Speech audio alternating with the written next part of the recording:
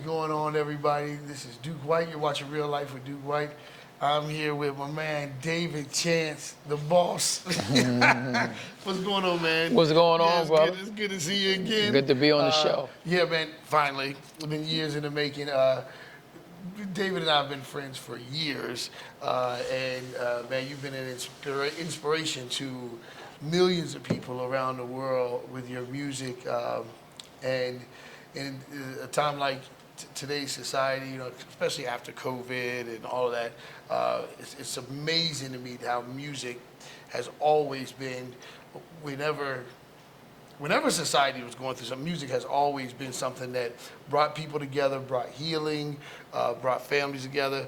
But I wanted to have you on because just wanted to be able to show a different side of you and give people a chance to know who you are and what music is. You know, you're that mysterious guy. I've seen you but you be killing the gram, man. You be on the Instagram thing, man. Y'all do your thing.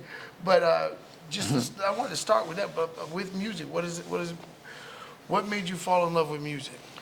Having a family, man. My family was a musical family, you know. So my dad used to sing. My mom, you know, was an opera singer back in Guyana. Sung a couple times for the Prime Minister back in Guyana. Dad had a group that he was a part of at one time, you know. Actually, a couple times sung with Harry Belafonte. So, I mean, singing was always in the family, you know. My brothers and sisters, I'm the youngest of 10 brothers and sisters, so growing up was, you know, around the dinner table was a lot of harmonizing and beating on the table and songs and, you know, a lot of singing. So it was just something we did as a family, so it was natural. Yeah, and obviously the music that really hit you the most was pretty much R&B. Now, do you have any we'll have a good time, y'all. We'll do some nostalgia. But was there anything that really said, hey, man, that's what I want to do? Was there a group that inspired you? You know, I would say gospel definitely, hit me first because I grew up in church. My dad's a pastor. Mom was a missionary. So the church influence of music definitely got me first, the love to sing. But when I heard first of all, I heard a group called Commission. And my family being from the islands, our gospel music that we listened to wasn't the normal gospel music, you know what I mean? So everything was island feel, you know what I mean? Like it was exactly African feel. But once I heard Commission and the harmonies, you know, shout out to Fred Hammond, it was a wrap for me. And then from there, I got introduced to Boyz II Men. Boyz II Men came out. And I heard Jodeci, you know, Forever My Lady. And the meaning behind the song just kind of impacted me. It was like, okay, these brothers got a church sound, but it was a vibe, you know what I mean? So it was like, this is what I want to do. No doubt. And my dad is a big R&B music fan, and he would always have us listening to the OJs, the Temptations, and I love the live band feel that the 60s, 70s, 80s, the 90s you started to see it kind of turn into more electronic style, and then like you said, but then it was like when Boyz II Men came back and Prime McKnight and all, I noticed it was really about writing.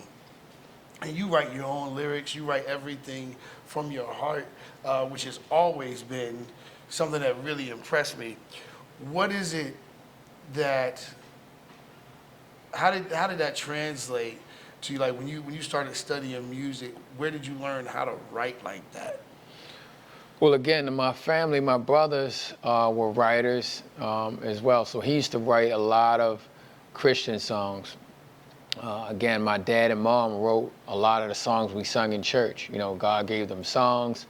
My brother Paul was a writer. He would write songs as well with my other brothers and sisters. So writing, again, was in the family. The first song I ever wrote was a song called Lord, You Are the One. It was a Christian song. So, again, it was a natural thing I saw them doing. I picked it up, kind of understood music, being the youngest in the family. So it was, I would say, a natural progression. I gotta ask you something. I always wanted to ask you because I thought it was just a funny situation.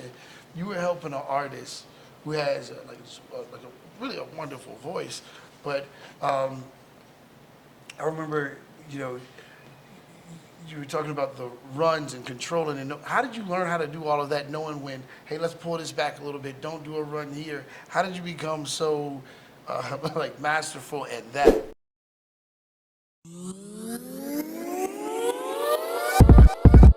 High kick, low kick, stay switching up like I'm low kick. Trust I don't trust who don't know me. They don't know the half of my story. Only my God get the glory.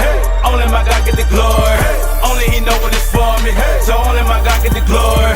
Always come through with the extra. At the round table with investors, talking long money, these lectures. This kingship goes scepters.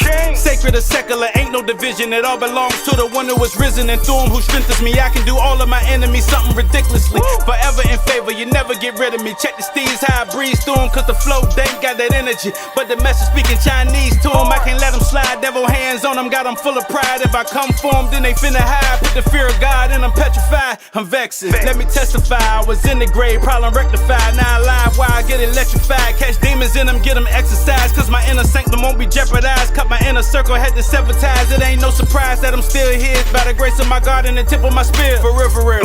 High kick, low kick, stay switching up like I'm low kick. Trust I don't trust who don't know me. They don't know the half of my story. Only my God get the glory. Only my God get the glory. Only He know what it's for me. So only my God get the glory. Trust, nobody. I don't trust nobody but God. Too many imposters, they go from bad to worse. Trust me. Trust, nobody. I don't trust nobody. Not even my own understanding. I don't trust nobody but God. Bro, turn their head like a dough key. Vanity is all vanity. Check my adversary, they could never break me in and think it's the brink of insanity. How I spit it be sounding so heavily, don't it? I'm in the whip turning donuts, spinning circles round opponents. Living that life, better slow up. Call on His name, He gon' show up. Yeshua, Hamashiach, hallelujah. We just say the non-believer. They out here selling they soul to the devil to get to the riches. He been knowing how to cheat us. They don't know who to trust. They can hear His voice, but they don't know that it's Jesus. Can't ride out with anybody. I need real soldiers. I know some of y'all freeze up. I go above and beyond in my Call of Duty. I'm an overachiever. I jump in the spirit, see me get the wave in my arms like an open receiver. My only fear is God. That's my whole job, so I know who controlling me. I keep His commands. They be finessing the word, trying to make it fit who they be. They fumble the bag and envy how I'm getting it. I'm in their head living rent free. I tell them God did it. It ain't complicated, but you know how them simps be.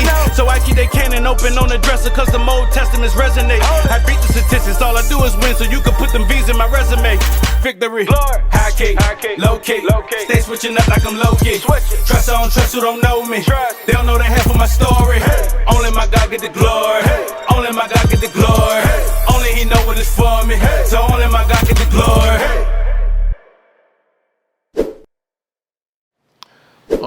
You know, just again, it would be through the upbringing was a part of it, but when we were working on our first album with Sony, I got a chance to work with Diane Warren, O.G. Pierce, David Foster, Brian Cox. I worked with a lot of different producers, and all of the experience of people, you know, when we would record songs, they would be telling us to do this, not do that, you know. So I kind of picked it up, and I already understood music, but now on that level, I understood, okay, now I know why they do what they do. So I kind of picked it up from the projects we worked on. Because I think about I think about, first of all, being an artist. This is your baby. This is your song. This is your music. And then I got to hand the baby over to you and let you edit stuff and take stuff out. How did you handle that when you first came in, like knowing you're talented, knowing you can sing? How do you, I guess you have to say, humble yourself and let other people, you know. Exactly. I mean, coming from the hood, you know what I mean? You like, this is our end. We sitting at the table with Sony Music. You know, Michael Jackson's on the back with plaques. They have Luther Vandross, Sade. We like, whatever we have to do, we ain't going back to Baltimore, okay? We're going to cooperate. We're going to figure out whatever you need. So a lot of the songs that you know, our first demo, we didn't have money to get a demo done. So we did everything ourselves. So we had good ideas, but it wasn't the best, you know what I mean? So when we got our first demo that Sony heard, it was one song that they liked called Love Crimes. That made, you know, from that demo, that's the song that made the album. but everything else got scratched. We had to work with new producers, and we were able to write some of those songs, but not of every song we were able to write, because we still, even as writers, we still were learning to write on that industry level. Right. How was that transition, finding out that there is a business side to art? You know, like I said, it's learning the game. We were like, okay, this is what it is. Not everybody saw what I guess saw the potential in us. Like I always say, sometimes you get a lot of no's, and those no's, if you keep going, you get better. And that's kind of what happened to us. We got better as we went along. And we learned the business side on the way. We had managers that taught us. Sony, David McPherson, which was the VP of Urban Development over there at Sony. Shout out to Dave McPherson. He believed in us, saw the vision. And he was like, man, I'm gonna have y'all work with these other producers and writers, because he loved the first song that we did called Love Crimes that we wrote. He didn't even believe we wrote the song. He was like, y'all wrote this? Y'all like 19 years old writing that's a grown man song. You know what I mean? He said, what you know about love and all this stuff? Right. So he didn't, believe we really wrote the song, but he understood that we had talent, it just needed to be developed. So he paired us with a lot of other producers and writers, and through those experiences, we were able to develop the skill and the art form. Now, there's that business side, but then there's I know MTV played you guys' music like crazy everywhere. How did you ever get tired of the production side? The reason why I'm saying this, guys, is because I know there's a lot of young artists out there that think it's going to be easy, this and that. This is work, folks. And so I'm trying to, while we got him, I want to pick his brain. But there is the video production. How many times did you have to do stuff over and over again and keep your energy up? What's that like? It's definitely a lot more work than we thought. You know what I mean? It was just one thing to the next, to the next, to the next. You going from not getting any sleep to shooting a video for 2.5 days, getting up early in the morning. It was just nonstop work. You know what I mean? Going from radio stations, touring. We might go home on the holidays and get a break, and then we're back out on the road again, working on music, studio. It was just nonstop. Definitely more work than I expected. Yeah, and because of that, you had to make a decision if this was really gonna be, if music, because I noticed your mindset, you are about that work, about work ethic, you're about executing, and making sure things are done in excellence. You've done it. So is that something that happened because you saw what was required to be successful? Exactly. Is that what happened? Exactly. That's what happened. It showed me the level. It showed me that Sony had a team of people making decisions that was already put out. Like I said, the Luther Vandross, the Michaels, and our PR person, the lady, her name was Laverne Perry Kennedy. She was the same PR person for all of Michael Jackson's career. So, these people knew what they were doing. You know what I mean? Like, I'm not going to argue with them. I'm like, okay, this is how it's done. So it was really showing me how it's done. It showed me the blueprint, if you will, of excellence.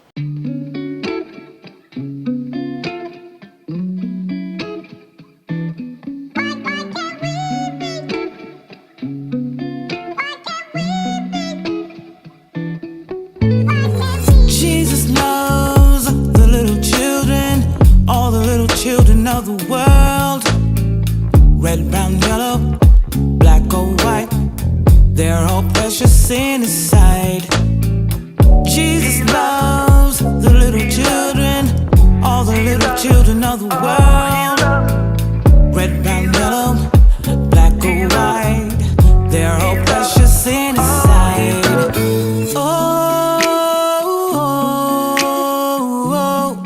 Why can't we, why can't we, why can't we Oh, love each other?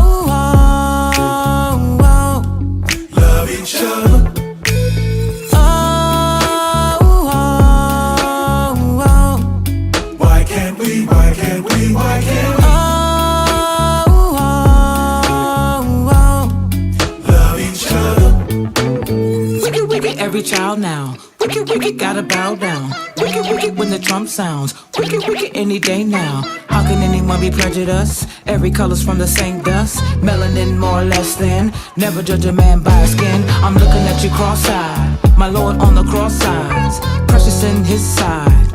Red, yellow, black, white. Now why you tryna take sides? We all on this boat ride. Like Noah in a hot tide. Who's on the low side? I need you. You're my brother, don't you know? Don't you know? And I need you. I need you. And you need me.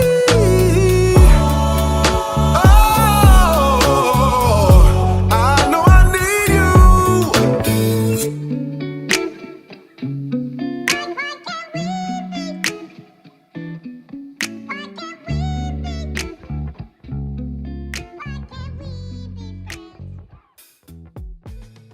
Yeah, and then so because I know there's video, but then there's the stage presence. That's a whole nother group of people. Exactly. See, and so folks, I want you to understand that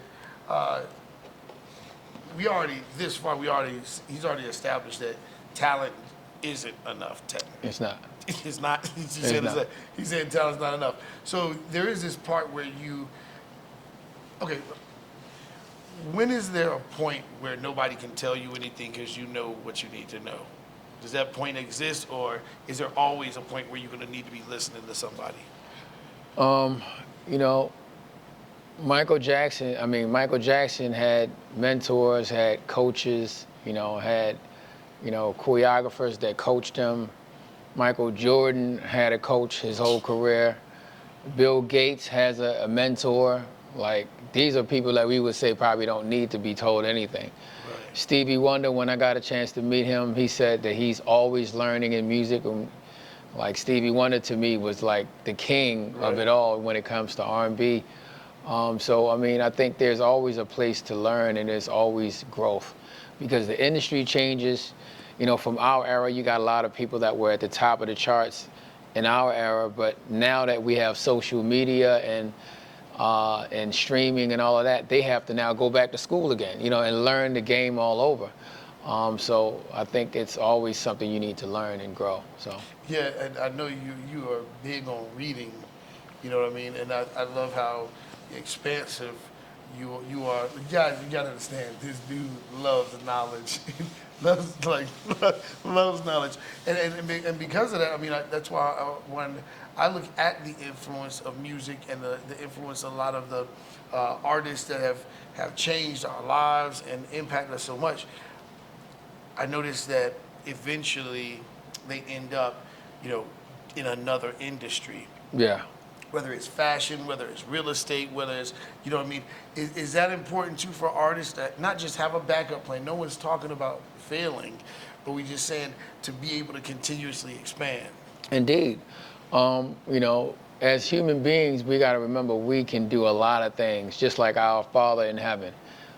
He was so many things to us, not just Father in creation. He was a Son of redemption. He's the Holy Spirit in the church. But he was the counselor, the mighty God. He was so many different things. He's the air in our lungs, you know what I mean? So as people, we can do so many different things. And you see it with a lot of artists. They're businessmen, they become actors, they become all kind of things, you know what I mean? From entrepreneurs to you name it. So definitely have an open mind and diversify. Use the talent just like a lot of the ball players do, NFL players do. They diversify into other things. Because you can do it, and you never know when you might not want to do music anymore or it dries up. Because there's always a season that you have in music, so capitalize on that season when you have the chance. Yeah, and so you brought up the Father in heaven, so you ready? You about to take off? Here we go. How much does faith play a role in your ability to push through the difficult seasons that artists experience when you're not on top, when the records are, how much does faith and your trust in God play a role in? It plays a huge role. I was raised a certain way, so I thank God for the parents that I had that, you know, their story was a testament to me. So that's kind of what I look at as the blueprint. You know, we came from a country called Guyana, South America, with no money. My dad was invited to Baltimore, Maryland to preach because some people came to Guyana to do missionary work. And when they came to Guyana, my dad was there, and he gave the people a word from the Lord. He was doing miracles. They was blown away. They actually invited him to come to Baltimore, and when they invited him, again, the Lord used him in a mighty way again. They actually ended up sending for his family. So that's how I got to America, period. You know what I mean? So to just give you perspective. So that is my foundation. You know, I always look to God in anything, you know, in everything that I'm doing. So I think God being the center is really the focal point. So even when things are down, you can always look, and sometimes things are down because that's the design.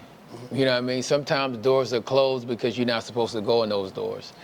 And that's how I see it. So, you know, God has always been my rock, my fortress, my guide, if you will. Yeah. What do you say to those that say, how can believers make R&B music? What do you say to that? I know that's always a tough question. I'm pretty sure you've been asked a million times about that, but what is your response to that? I believe that you gotta make music that glorifies God. You gotta make music that I think there's a boundary. You know what I mean? There's R&B that is crazy, that's sexualized, that is you know, all of the above. And then you have R&B that promotes what God instituted, which is marriage. You know, man being with a woman being with a man. You know, and I think that's what R&B was. The foundation of R&B was all, you know, really centered around. So, I guess my guide, if you will, as a believer, I feel if I talk a certain way, if I can talk about a certain subject, or whatever I say to my wife, or whatever I say to my significant other, that's the guide for what I can write about as a song. Live, interactive, family-friendly shows. Welcome to Family Fun Experience Theater. What can you expect? Well, game shows, family comedy, swashbuckling farces, holiday extravaganzas, birthday parties plus superheroes, sci-fi and musical specials. Expect something new and fun every week year-round. Relaxing, comfortable couch seating with views overlooking the Virginia Beach oceanfront with plenty of fun snacks and drinks to enjoy. FFX's unique brand of family-friendly fun has the whole audience playing along, from kids and teens to grandma and gramps. No kids? No problem. Whatever your age, our middle name is FUN. So what are you waiting for? Head over to ffxshow.org and get your tickets right now.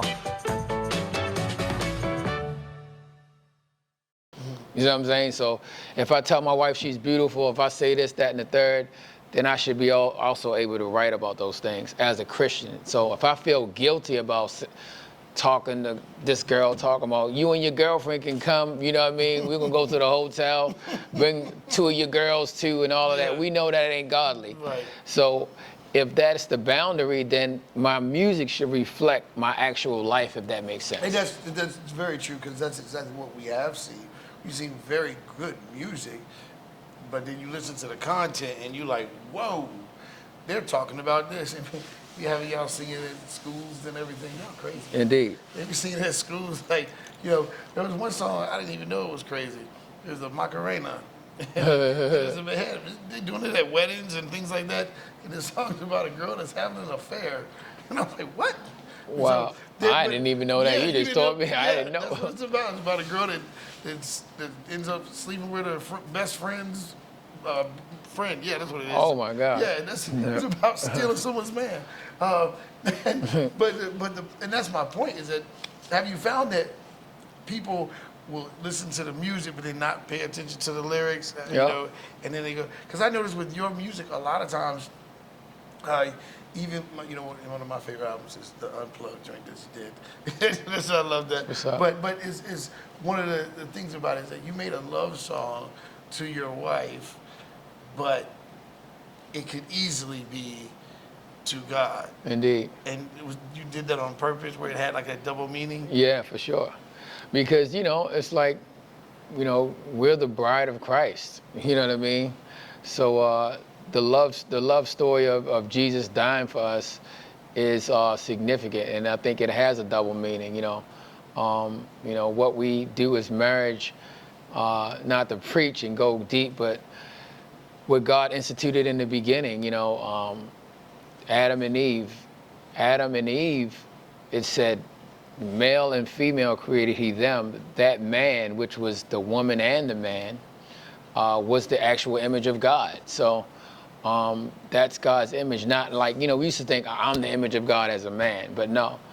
When I get with the woman that God has for me, those two people coming together is the actual image of God. Right. And so that's significant, and that speaks a lot about how God feels about marriage and how he feels about family, the whole nine. And I think our music should reflect that. Yeah. And I know family means a whole lot to you. Correct me if I'm wrong, but your son is into photography, and he actually took a picture that is was on that giant billboard in New York City of you guys. How did that make you feel to see your little one? How did that make you feel? I felt good. I felt proud. I'm like, well, boy, he ain't even 18 yet, and had some major accomplishments. So he did the cover artwork for our last album called Rebirth that's out right now. That was a partnership we did with Universal Music. So I was proud. He didn't know it was going to be up on the billboard. He was just in New York. Why am I here? What's going on? And when it popped up, I'm like, boy, look at your artwork up there. So he was excited to see that. Man, that had to be a great feeling. And then I do got to say this is that the support of your wife she's always been kind of a pillar in your life. How do you manage that when you're on the road? How does family, for those who may be just trying to figure this thing out, they just got signed or they're just going through, but they also married. How do you balance that out?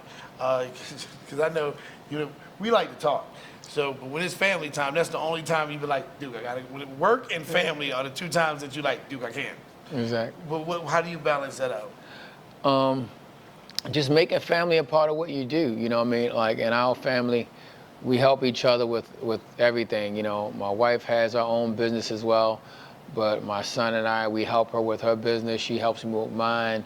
They go out on the road when I go on tour. They go out on the road with me most of the time. Not all the time, but they go out on the road with me most of the time. So it's we're a very entrepreneurial family. So it's not like she has to go to work, and I'm out on the road, that kind of thing. So we are very flexible with our schedule. So we kind of like to be involved with everything, So